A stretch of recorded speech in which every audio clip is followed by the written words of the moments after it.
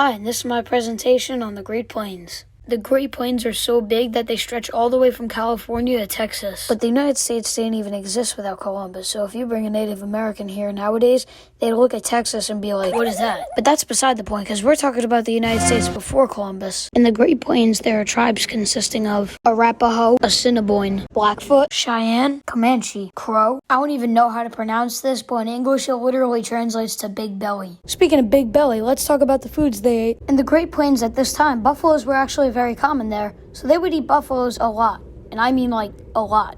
Literally like one of the only things they ate. They would even make jerky out of the muscles. After the men in the tribe were done hunting, the women would skin the buffalo and then it would become jerky after they dry it. But they didn't just eat them. They had a lot of other uses. A lot. They wouldn't just stay in their homes for the rest of their lives back then because they were always exploring and spreading out to new places. So they would actually live inside the buffaloes. Yes, that's correct. They would cut it open, gut it, and then live inside of it for like a day and then go to a new one. But that's just the least of what they used these buffaloes for. These buffaloes played a crucial part in their culture, even in their religion. They would use their skulls as altars. The muscles of the buffalo were meat used to make jerky. The fat was used as soap and cooking oil. The hooves as glue and rattles. The beard was used as ornaments for weapons. The horns as cups, spoons, ladles, and headdresses. The bones as knives, arrowheads, shovels, scrapers, winter sleds, saddle trees, war clubs, and game dice. The rawhide as containers, shields, buckets, moccasin shoes, belts, headdresses, medicine bags, drums, ropes, saddles, stirrups, knife cases, quirts, armbands, and bullet pouches. The tail as decorations, fly brushes, and whips. The tongue was the best part of the meat. The tan hide as moccasins, cradles, winter robes, shirts, leggings, belts, dresses, pipe bags, quivers, teepee covers, gun covers, and dolls. The hair as headdresses again, saddle pad fillers, pillows, ropes, and halters. The stomach as buckets, cups, dishes, and cooking pots. And the buffaloes nearly went extinct in 1883. The Great Plains Indians didn't really follow a certain religion, but they did believe that certain things do have spirits. The women didn't really have a big part in society, but they did build a lot of things.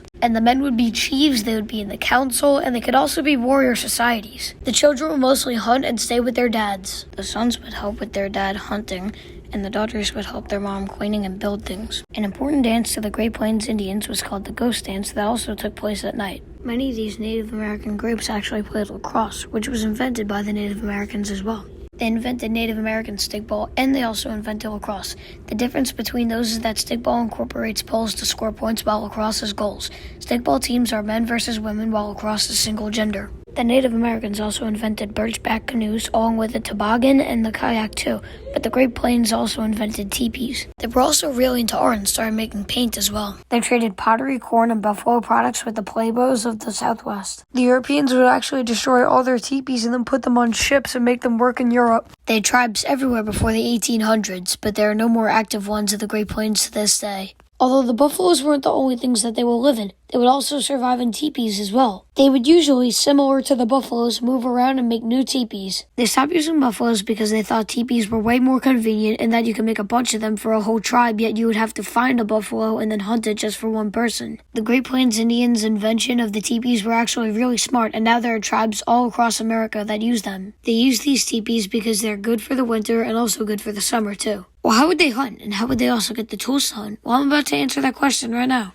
They would actually get buffalo bones as the bow, hair as the string, and the bones again as arrows. Then they would actually carve it into a certain shape to make it look better and also be more accurate. Then they would paint it with paint they use from berry juice. They could also use wood as the bow as well. Some of these bows and arts are actually selling for millions of dollars now. The Great Plains tribes had some great history, but they no longer exist. Thank you for watching this presentation, and goodbye.